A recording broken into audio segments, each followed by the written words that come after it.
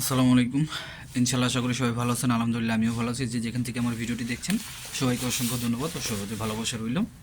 তো আপনারা সকলেই জানেন আজকে ফ্রাইডে, যেহেতু ভিএফএস গ্লোবালের ডেলিভারির কোনো আপডেট আজকে আপনাদেরকে দেওয়া যাবে না। তো আজকে 2025-এর ফ্লোসির বিষয়ে একটু কথা বলবো আপনাদের সাথে।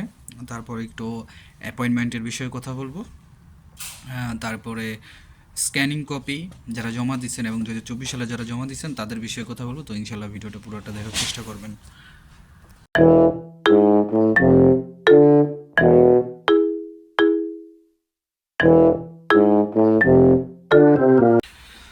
তো সব কিছুর জন্য আলহামদুলিল্লাহ প্রথমে যে কথাটা বলি, যেটা হচ্ছে আমি 2025-এ ফ্লোসির কথাটা আমি একটু ফার্স্টে বলতে চাই আপনাদের। যে বিষয়ে যারা ফ্লোসিতে আইতেছেন, এবার নোলস্তা ফেক হওয়ার কোনো সিস্টেম নেই। এবার নোলস্তার ভিতরে হয়তো বা কোনো ধরনের পরিবর্তন আসতে পারে। আর এবার যে মালিকের মাধ্যমে জমা দিবেন সেই মালিকের অবশ্যই সেই মালিকের পেক আইডি লাগবে এবং সেই মালিকের আপনার স্প্রিড আইডি লাগবে জমা দিতে, ঠিক আছে। আর এবার যে উকিল আছে, যেহেতু এবার অনেক কাগজপত্রের দরকার, সব ধরনের কাগজপত্রই লাগবে প্রথমত। তো এই ধরনের এইবার এবছর একটু হয়তো বা আপনারা যারা জমা দিবেন তাদের একটু খরচ বেড়ে যেতে পারে। আর দ্বিতীয়ত এই বছর আপনার যারাই জমা করবে বা যে উকিলে জমা করবে, আপনার ধরেন ফেক দেওয়ার চান্স খুব কম, কারণ যেহেতু মালিকের সব ধরনের ডকুমেন্ট আপনার দরকার। তো যে মালিকরা সব ধরনের ডকুমেন্ট দিতে পারবে না, হয়তোবা উকিলরা বা যেসব কাপ অফিসে আবেদন করে দেয় তারা হয়তোবা আবেদন করবে না। তারপরে হচ্ছে যার যার আপনার হ্যাবিটের উপরে, যার যার আপনার রুচির উপরে, যে সে কি হারাম পয়সা খাবে কি না, এটা হচ্ছে তার ব্যাপার। তারপরে দ্বিতীয় কথা হচ্ছে, এবার ফ্লোসিতে আপনারা যারা আসবেন, নিচে কমপক্ষে আপনাদের এক বছরে কন্ট্রাক্টে কাজ করতে হবে। যদি আপনারা এক বছরের কন্ট্রাক্টে না কাজ করেন তাহলে আপনারা যে আপনাদের যে ডকুমেন্ট সেই ডকুমেন্ট পাবেন না, ঠিক আছে, বুঝতে পারছেন। আমি আবার বলতেছি যে এই 2025 ফ্লোসিতে যারা আসবেন, নিচে আপনাদের ওই মালিকের আন্ডারে এক বছর কাজ করতে হইবে। যদি এক বছর কাজ করার আগে আপনি ওই মালিক থেকে চলে যান, এনি হাও যে কোনোভাবে আপনি বাংলাদেশে চলে গেছেন, আদার্স কোনো কান্ট্রিতে চলে গেছেন, ঠিক আছে, আপনি ভাবতেছেন যে আমি তো ফিঙ্গারের ডেট এসে পড়ছে, এখন আমি এই মালিক ছেড়ে অন্য মালিকের কাজ করি, না, এটা করা যাবে না। তাহলে কিন্তু এখানে কিন্তু উল্লেখ করে দিছে ফ্লোসির যে আপনার তারা লেজরেটা দিছে, সেখানে কিন্তু উল্লেখ করে দিছে কমপক্ষে মালিকের এখানে এক বছর কাজ করতে হবে। এবং এক বছরের আগে যদি কোনো শ্রমিক আপনার ধরেন কোনোভাবে সেই মালিক থেকে মানে বিচ্ছিন্ন হয়, তাহলে কিন্তু আপনার কোস্তরা থেকে ডকুমেন্ট পেতে সমস্যা হবে, ঠিক আছে। এটা আমি দেখলাম আজকে। ওই যে আমি আপনাদের যে রিগান ভাইয়ের কথা বলি, কামরুল ইসলাম রিগান, আপনারা সার্চ দিলেই কিন্তু দেখতে পারবেন সে কিন্তু কাপ পাত্রনাতে কাজ করে বা তার নিজের কাপ পাত্রনাতে আছে, ঠিক আছে। তো এই বিষয়টা আপনাদের ফলো রাখতে হবে, ঠিক আছে। আপনারা যে মধ্যস্থকারীর মাধ্যমে জমা দিবেন তাদের সাথে কথা বলে নেবেন যে অন্তত এক বছরের জানি কাজটা করায়, ঠিক আছে। আর এই বছর সবচেয়ে বেশি হয়তো বা ফ্লোসিতেই স্পন্সরে জমা দেবে। এখন বলতে পারেন যে ভাই যারা সিজনাল বিষয় আসবে এখানে ডকুমেন্ট পাবেন, তো আপনারা স্পন্সর বিষয়, ডোমেস্টিক বিষয়, সিজনালে যেটা পাবেন সেটা আবার রিনিউ করতে পারবেন কিনা সন্দেহ আছে। কারণ আপনার নলস্তাতে কিন্তু লেখা আছে আপনি যে একটা লিমিটেড কাজের জন্য, সময়ের জন্য ইটালিতে আসার জন্য আপনাকে ভিসা দিতেছে, তারপরে আপনার চলে যেতে হবে, ব্যাক করতে হবে। তখন আপনি যদি আবার আসতে চান, সেই মালিক যদি আপনার জন্য আবার রিকোয়েস্ট করে, আপনার সামনের ইন ফিউচারে যে ফ্লোসি দিবে সেখানে যদি রিকোয়েস্ট করে, তখন সেই মালিক আপনাকে আনতে পারবে।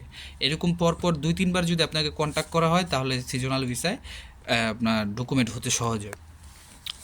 একটা বিষয় গেল।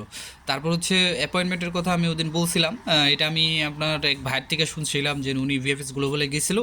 তো আপনার ভিএফএস গ্লোবালে যারা আপনার এমপ্লয়ার আছে ভিতরে কাজ করে তাদের সাথে কথা বলছিল।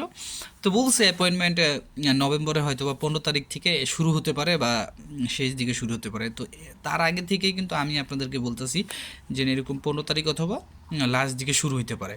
তো অ্যাপয়েন্টমেন্ট তো তাদের দিতে হবে, যে কোনো একভাবে দিতে হবে, কারণ অনেকগুলো নলস্তা বের হয়েছে, এখানে ফেক আছে, রিয়েল আছে, ঠিক আছে। তো আপনারা যারা অ্যাপয়েন্টমেন্টের জন্য আবেদন করছেন ইমেলের মাধ্যমে, সেই ইমেলে আপনাদেরকে জানানো হবে আপনাদেরকে অ্যাপয়েন্টমেন্ট দেওয়া হবে কিনা। যদি আপনাদের নলস্তা ফেক থাকে তাহলে তারা বলে দেবে আপনাদের নলস্তার সাথে প্রোটোকল নাম্বারের কোনো মিল নেই, তাহলে তখন আপনার বুঝতে হবে যে এই জিনিসটা ফেক।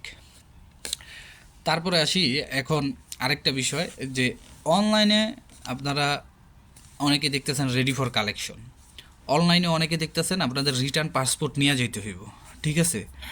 তারপর অনলাইনে আবার দেখতেছেন যে এতদিন ছিল স্টিল আন্ডার প্রসেসিং, এখন দেখতেছেন যে ভিএফএস গ্লোবাল সেটা মানে রিসিভ মেসেজ, ভিএফএস গ্লোবাল আপনার অ্যাপ্লিকেশনটা রিসিভ করছে। আচ্ছা, প্রথমত আমি আসি রেডি ফর কালেকশন।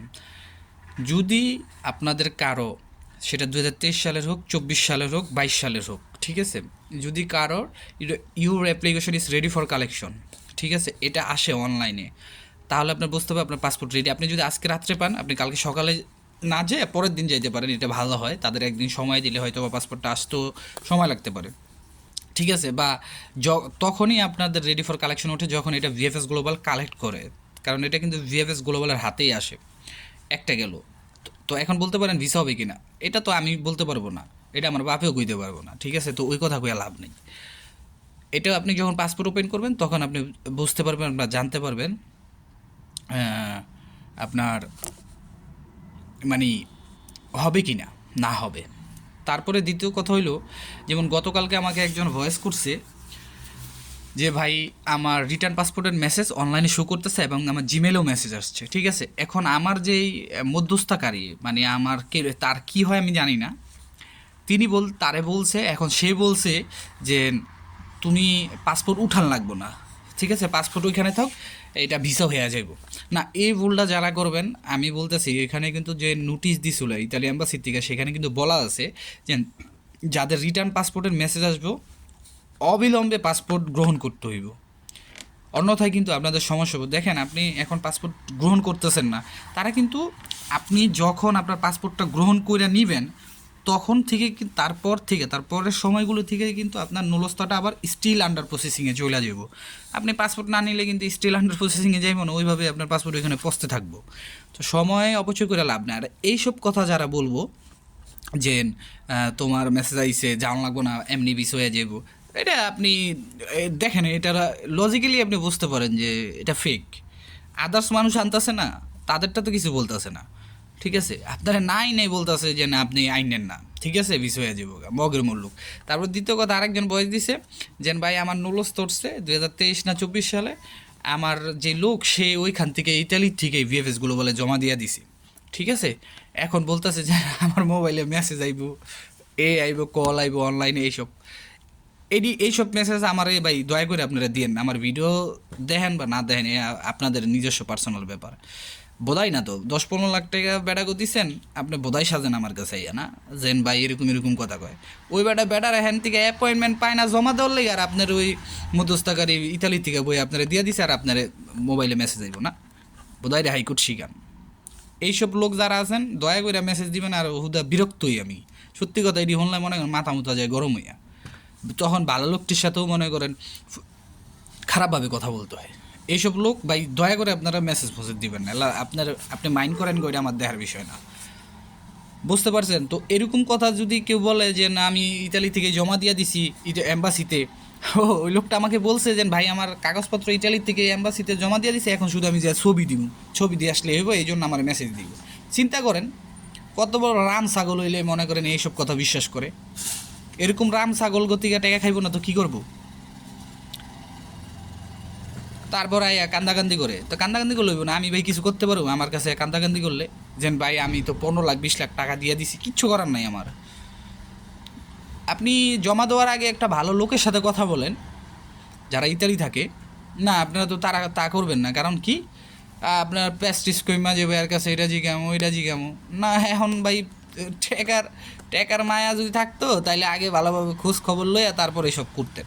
হ্যাঁ ঠিক আছে, এখন মানুষের উপরে বিশ্বাস করে দেন, এখন সে যদি বিশ্বাসের মর্যাদা না রাখে ওইটা হচ্ছে অন্য একটা সাবজেক্ট। কিন্তু এই যে দেখেন এই লোকটার এই কথা বলছে যে তোমার ছবি দিয়ে আসলে হইব, এই লোকটা দেখতেছে না গত 2 বছর ধরে যেন এম্বাসি কী করতেছে, বা ইতালির যারা আবেদন করছে নলস্তা পাইছে তারা অ্যাপয়েন্টমেন্টের জন্য জমা দিতে পারতেছে না।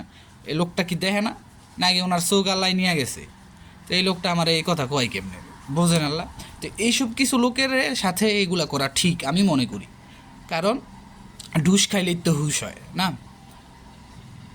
বোঝেন আল্লাহ। আর শেষ আমি যে কথাটা বলতে চাই, যেটা স্ক্যানিং কপি যারা জমা দিয়েছেন তাদের কথাটা বলতে চাই। দেখেন আপনাদের এটা আরেকটা ধাপে ধরা হবে, আমি যতটুকু জানি বা যতটুকু বুঝতেছি, ঠিক আছে, যেরকম আমি বলছিলাম 2024 সালের 5 মাস একসাথে একত্রে করে তারা ভিসা দিতেছে, এটা তো আপনারা প্রমাণ পাইছেন। আমি তো নিজে আপনাদের একদম চাক্ষুষ প্রমাণ দিছি। তো এখন স্ক্যানিং কপিটা ওয়েট করেন, হয়তোবা আল্লাহ হয়তোবা এই মুখের কথাটাও, তারপর সত্যি মিথ্যা বা এরকম কিছু না, এখানে মিথ্যা বলার কিছু না, আমি গেস করতেছি এরকমটা হইব, কারণ আমি যতটুকু বুঝতেছি। তো আপনারাও দেখতেছেন কেমনি কি হইতে পারে। তো ওয়েট করতে হইব, ঠিক আছে, ওয়েট করতে হইব। আর অনেকে দেখা যাইতেছে আগস্ট মাসে জমা দিছেন, সেপ্টেম্বর মাসে জমা দিছেন, হেরাও ভাই আমারে কইতেছেন ভাই কবে পামু কবে পামু। না, ধৈর্য ধরতে হইব ভাই। যারা জানুয়ারি ফেব্রুয়ারি মার্চ এপ্রিলে দিয়েছে তারা ভাই এখন তুই মনে করেন তাদের অনেকে জানুয়ারিতে দিয়েও নামগন্ধ নাই।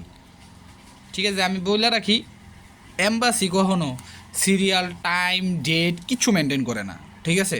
তারা নিজে তাদের পার্সোনালিটি যেই, মানে তাদের একটা পার্সোনালিটি আছে যে আমরা এইভাবে চলবো বা এইভাবে কাজ করব, ঠিক আছে। তারা তাদের দেশের আইনে চলে, বাংলাদেশের আইন তারা তোয়াক্কাও করে না, ঠিক আছে। এটা মনে করেন না। তো ভালো থাকেন ভাই, সবার জন্য দোয়া রইল, আমার জন্য দোয়া করেন। আসসালামু আলাইকুম, আল্লাহ হাফেজ।